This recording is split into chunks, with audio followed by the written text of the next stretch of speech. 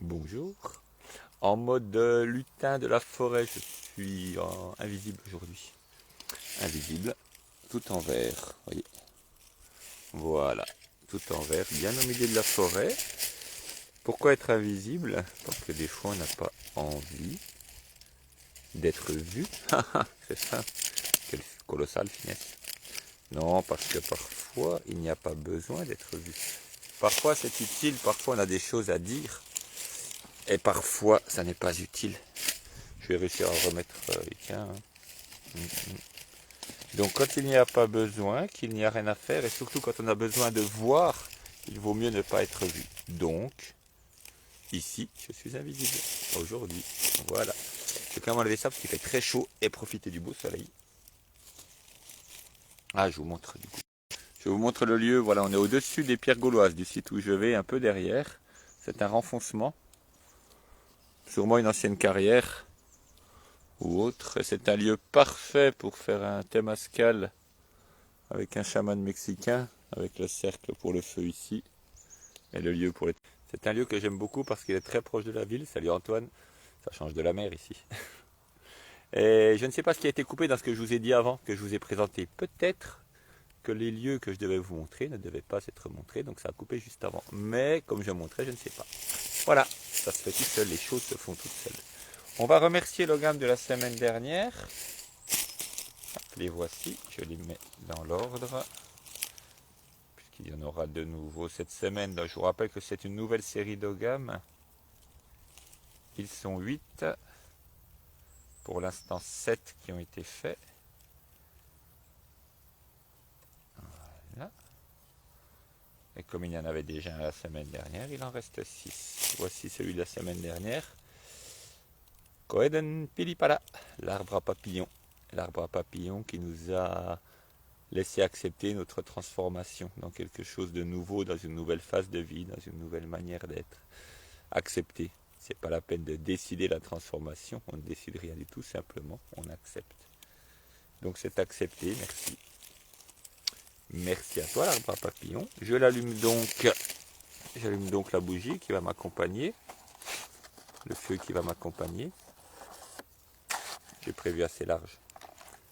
Reprise des temazcals bientôt, c'est pour les temazcals évidemment. Il vient du feu et du soleil. Le soleil est l'enfant du feu, l'enfant de l'énergie primale.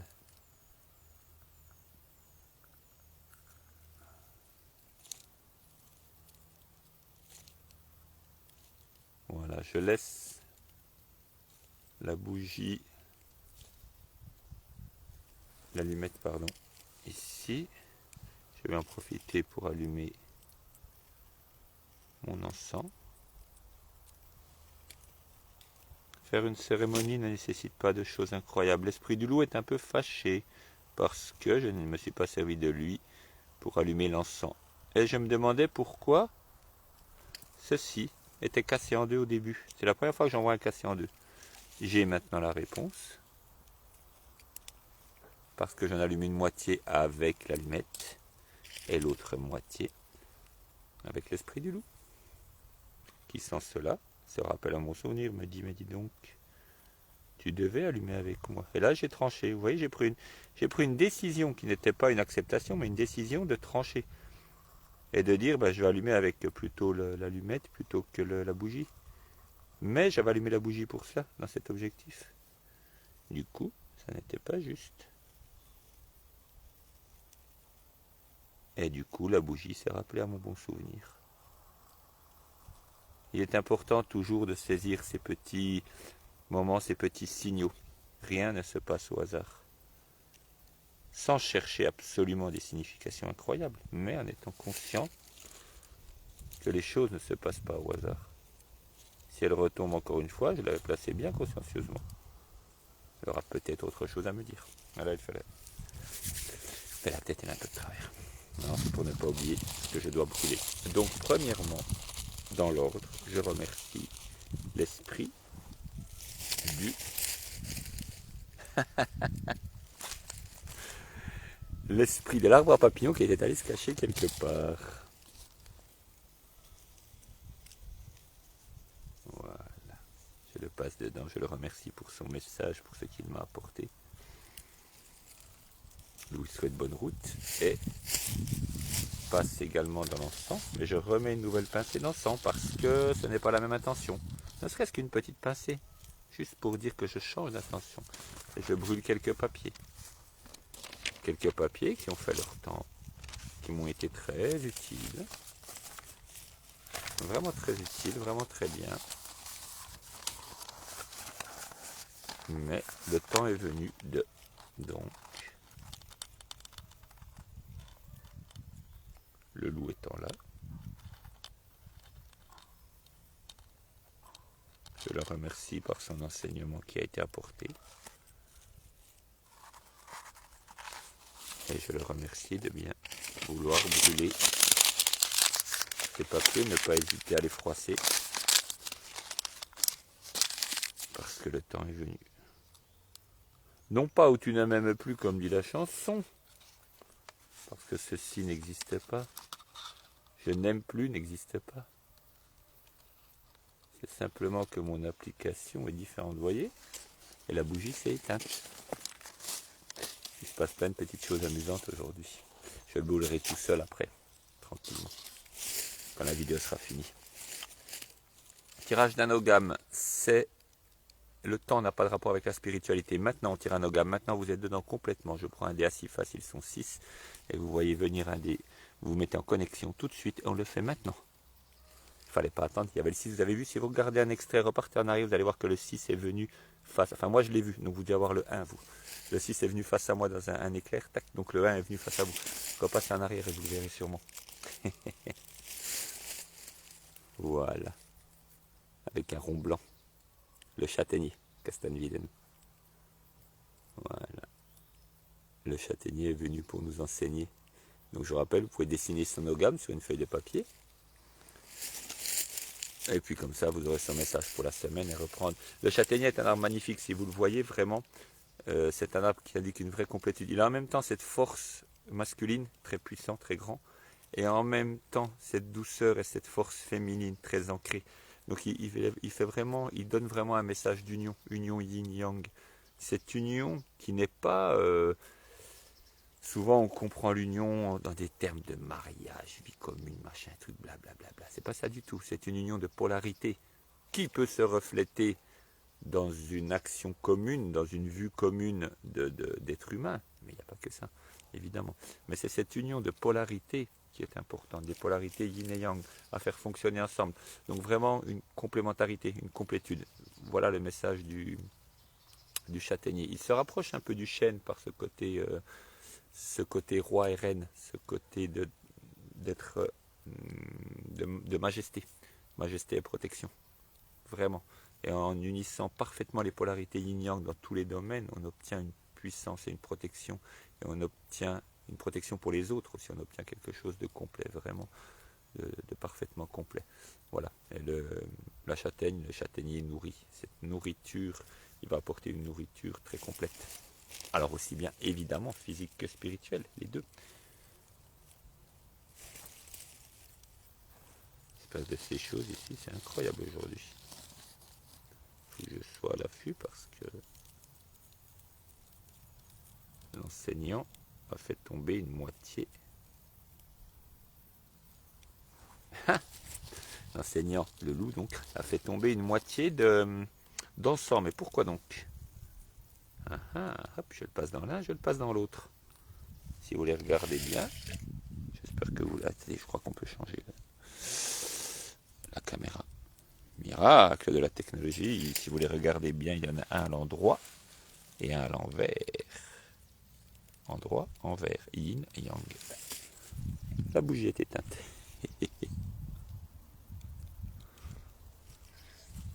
J'ai remis à l'endroit, mais voilà. Voilà. Où était le message? Si je n'avais pas cherché, je ne l'aurais pas vu. Donc voilà, il est important. Ce message d'union yin et yang du châtaignier est vraiment important. Et c'est là-dessus qu'on est. Une petite lecture.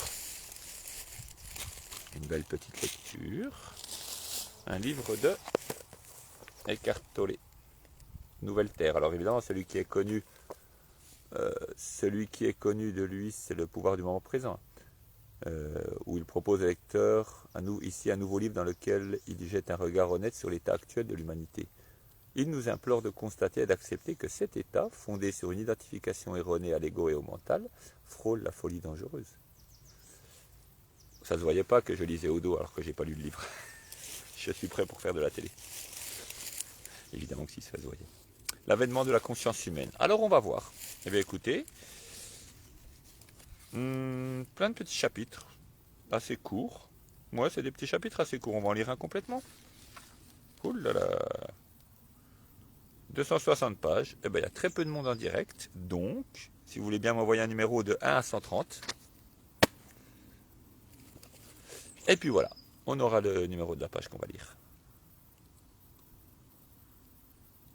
En fait, j'ai posé la feuille et mes feuilles que je devais brûler sont en train de se consumer. Petit à petit, elles se consument. Elles ne brûlent pas. Si j'ai pas de numéro, je vais prendre au hasard. Non, oui, non. Alors on lit au hasard qui fait évidemment bien les choses.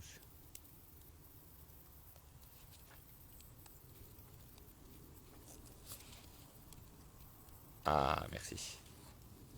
Parce que là, ça faisait pas très bien les choses, c'était un grand chapitre en fait.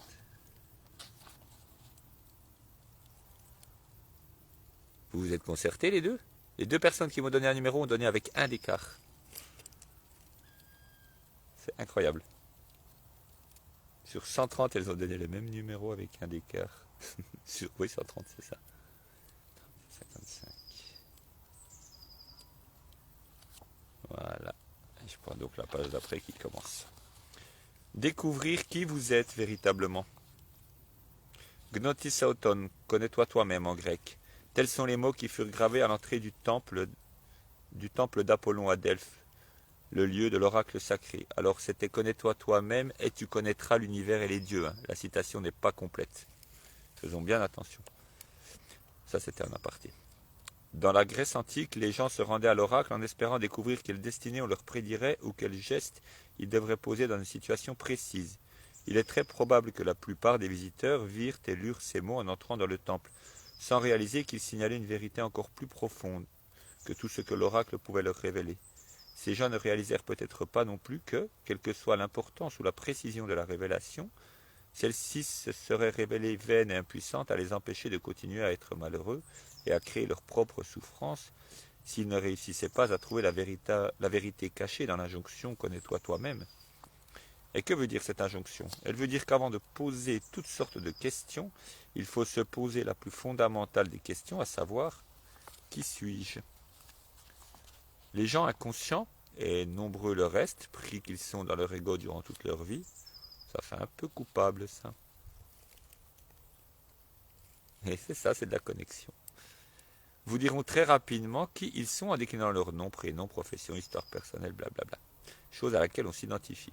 D'autres gens peuvent sembler plus évolués parce qu'ils pensent être des âmes immortelles ou des esprits divins.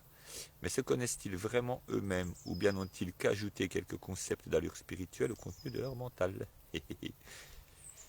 Se connaître soi-même, c'est bien plus qu'adopter un ensemble d'idées et de croyances. De telles idées ou croyances spirituelles peuvent certes être de bons indicateurs, mais elles ont rarement en elles-mêmes le pouvoir de déloger les concepts centraux les plus fermement établis concernant votre identité, concepts qui font partie du conditionnement du mental humain.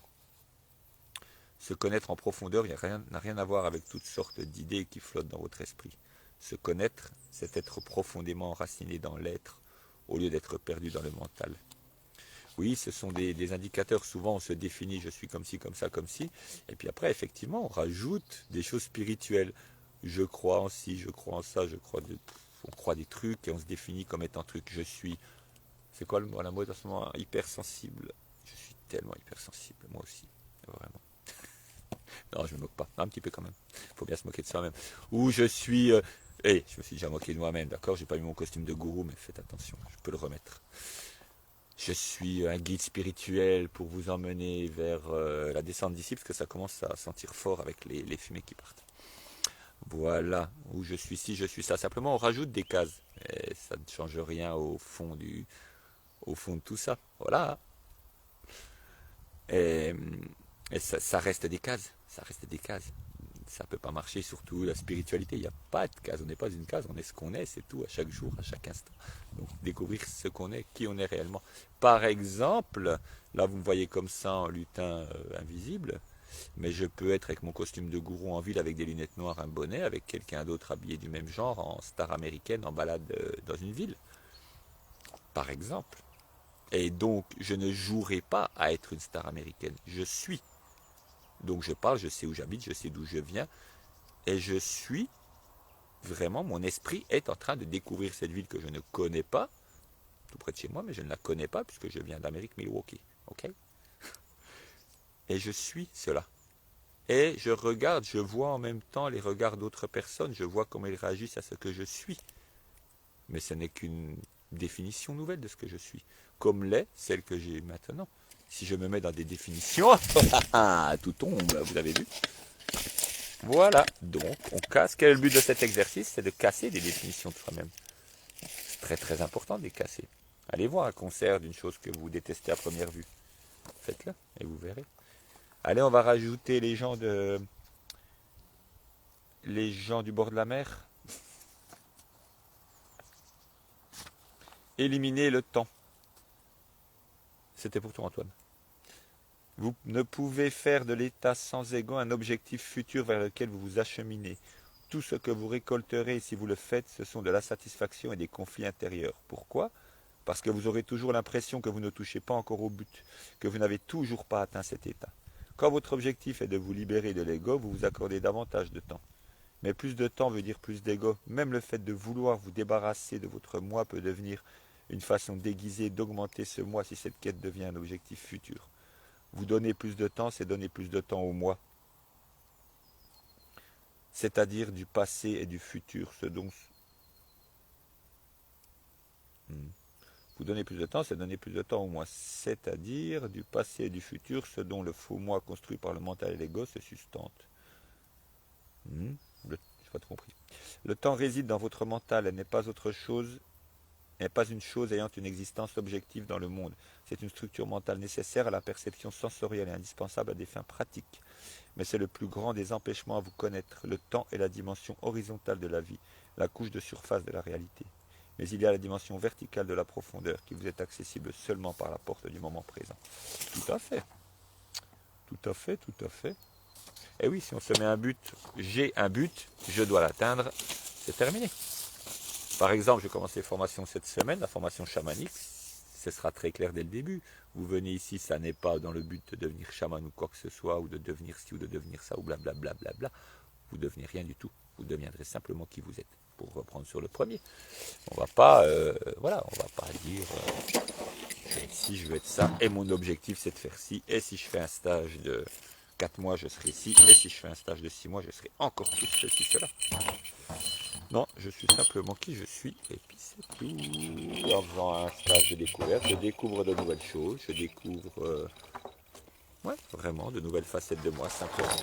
Qu'est-ce que j'en fais? Ça, c'est mon choix, toujours.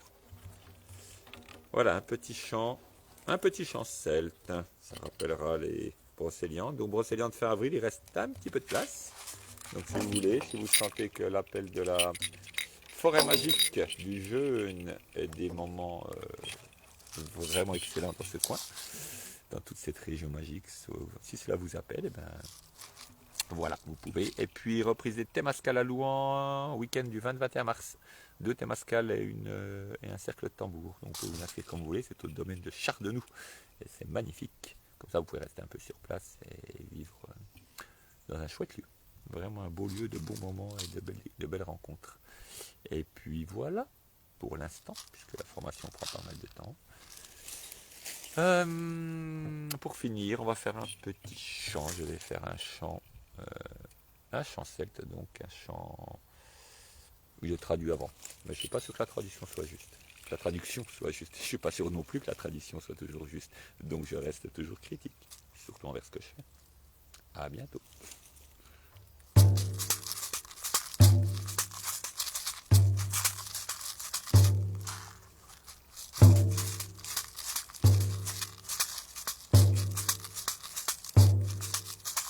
Till ett vargar kalmar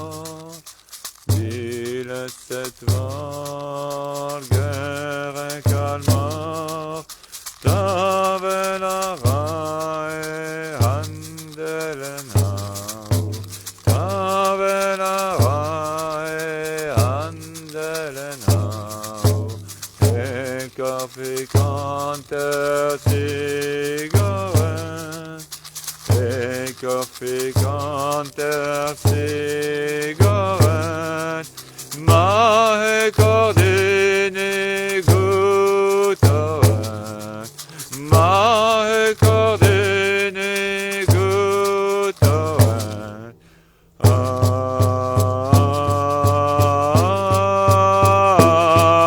Wella Otunde Zaken Mas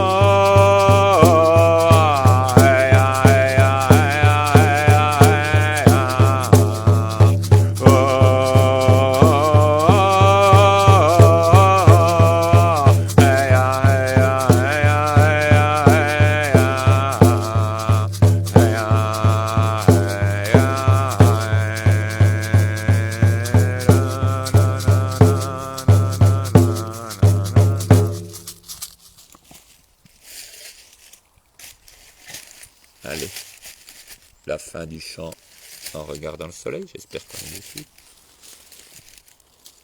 Mais oui.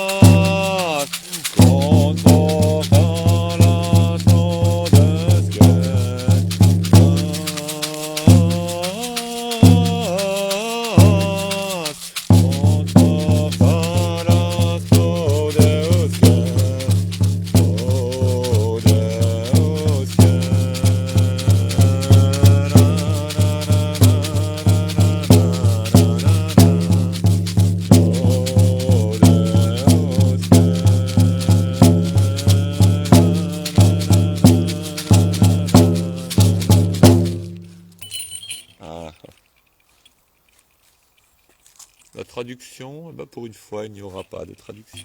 Simplement, ce que vous voulez bien mettre dessus, à vous de faire votre traduction. Passez une belle semaine en compagnie du châtaignier et en compagnie de vous-même. Au revoir. Ciao, ciao.